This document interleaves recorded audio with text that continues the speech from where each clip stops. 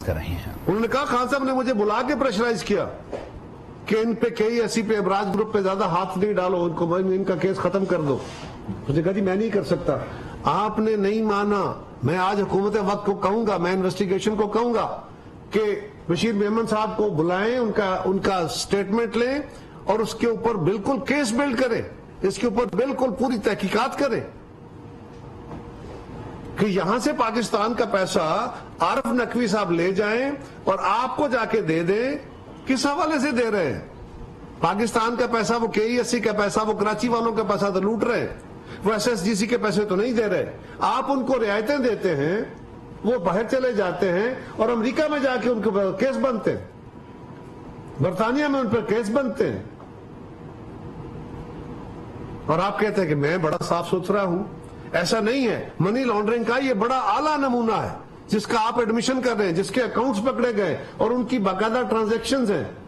وہ فرد جو پاکستان کو بھی مطلوب ہے, جو امریکہ کو بھی مطلوب ہے, اس شخص کے سب سے بڑے وکیل آپ بنے پڑے ہیں اور آپ اداروں کے ساتھ تحقیق کر رہے ہیں. میں سمجھتا ہوں کہ پاکستانی قوم کو یہ سوچنا ہوگا کہ مسلسل عمران خان صاحب اپنے مخالفین کی کردار کشی کر رہے ہیں, اپنے کیے ہوئے سارے جو جرم ہیں ان کو چھپانے کی کوشش کر رہے ہیں, اور جب بھی کوئی ادارہ ان کی صاف تحقیقات کرتا ہے تو اس پہ حملہ آور ہو جاتے ہیں. کیا ہوا؟ وہ ڈیفلیکشن کرتے ہیں. کیا ہوا ان کے ساتھ؟ انہیں پتا تھا نا کہ انہوں نے فورن فنڈنگ کیس کے اندر ہم نے مال چوری کیا ہوا ہے, ہم نے کنسیلمنٹ کی ہوئی ہے. تو جب تک وہ کیس چلتا رہا, لٹکتا رہا, تاریخیں ملتی رہی, تاریخ پہ تاریخ پڑتی رہی, سٹے ملتے رہے, تب تک تو کام چلتا رہا. پھر اپنے ہی ہاتھوں سے لائے ہوئے چیف الیکشن کمشنر کو جب انہوں نے اس کو ڈے ٹو ڈے ہیئرنگ کرنی شروع کی, اور اب باقی جماعتوں نے بھی کیا, عدالتوں نے بھی کہا اس پہ فیصلے دو, اس کا فیصلہ نزدیک آنے لگا تو آپ اس پہ چڑھ دوڑے کہ یہ بڑا خراب آدمی ہے, اس کو تو فارغ کرو, یہ کرو, وہ کرو. کیا قصور کیا تھا چیف الیکشن کمشنر نے؟ چیف الیکشن کمشنر صاحب سے بڑے گلے ہوں گے ہمیں بھی کہ الیکشن کمیشن سے ہوں گے, لیکن خان صاحب کیا 10 کا الیکشن کا قصور تھا کہ آپ کی جماعت کی کارکردگی انہوں نے سامنے لائے اور وہ الیکشن دوبارہ ہوا اور آپ ہارے اور آپ کو سبکی کا سامنا کرنا پڑا؟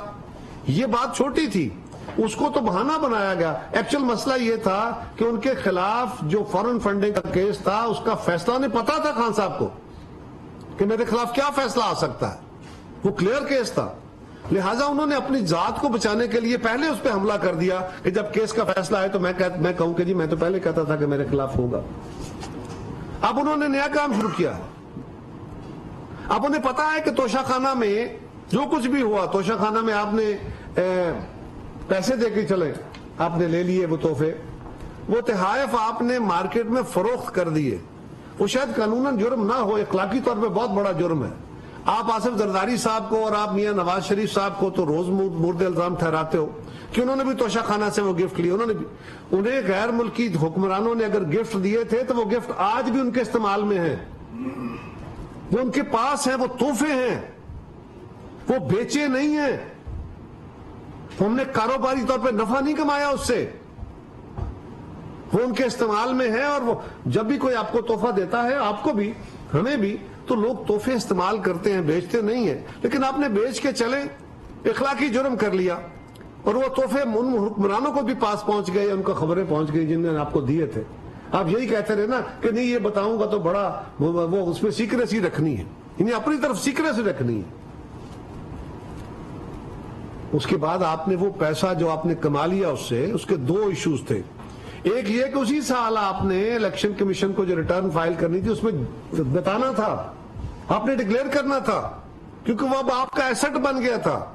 جب وہ گفٹ آپ نے پے کر کے آپ نے لے لیا, وہ آپ کا اثاثہ تھا. آپ کہتے ہیں میرا اثاثہ, میرا زیور, میرا تحفہ میری مرضی. تو میرا تحفہ میری مرضی سے تب دکھتا ہے جب وہ آپ کا اثاثہ ہے اور آپ اپنا اثاثہ ڈکلیئر کرنے کے پابند ہیں. اور دوسرا, آپ نے اگر گورنمنٹ سے ایک اثاثہ لیا, اس پہ انویسٹمنٹ کی آپ نے 2 کروڑ کی فرض کریں, اور آپ نے کمائے اس سے 8 کروڑ, تو جو 6 کروڑ کا نفع کمایا آپ نے وہ قابل ٹیکس ہے, وہ انکم ٹیکس کا لائبلٹی ہے. آپ نے وہاں ٹیکس دینا تھا, آپ نے لائبلٹی ادا کرنی تھی, آپ نے ڈکلیئر کرنا تھا. آپ نے وہاں ڈکلیئر نہیں کیا, پکڑے گئے. اس کے بعد جب شور ہوا میں آیا تو آپ نے اگلے سالوں میں آگے اس کی ریکٹیفیکیشن کر لی, اس کو ڈکلیئر کرنا چاہا, تو یہ ان کو کلیئر کٹ کیس کا پتہ ہے. اب انہوں نے نیا نیریٹو چھیڑ لیا ہے کہ جی مجھے پتا ہے میرے خلاف سازش ہو رہی ہے اور مجھے منظر سے ہٹانے کی بات کی جا رہی ہے, میرے خلاف مجھے نااہل قرار دے کے نواز شریف کے ساتھ ملایا جا رہا ہے اور اس ملک میں نئے کھیل ڈالے جا رہے ہیں. یہ کون کرا رہا ہے خان صاحب؟ وہ کہتے ہیں نا خوب پردہ ہے کہ چلمن سے لگے بیٹھے ہیں, صاف چھپتے بھی نہیں سامنے آتے بھی نہیں. وہ خان صاحب کھل کے گل کرو.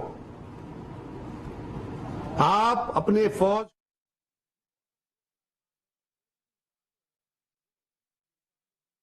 کبھی کہتے ہیں میرے ساتھ وہ ہینڈ ان گلو تھے, مجھے بتاتے تھے کہ فلاں نے چوری کی ہے, فلاں نے پیسے کھائے ہیں, اور اس کے بعد انہوں نے ان کو پکڑا ہی نہیں ہے, ان کو چھوڑا ہی نہیں ہے. کیا کہہ رہے ہیں آپ کو پتا ہے؟ آپ ڈائریکٹلی الزام لگا رہے ہیں ان اداروں پہ.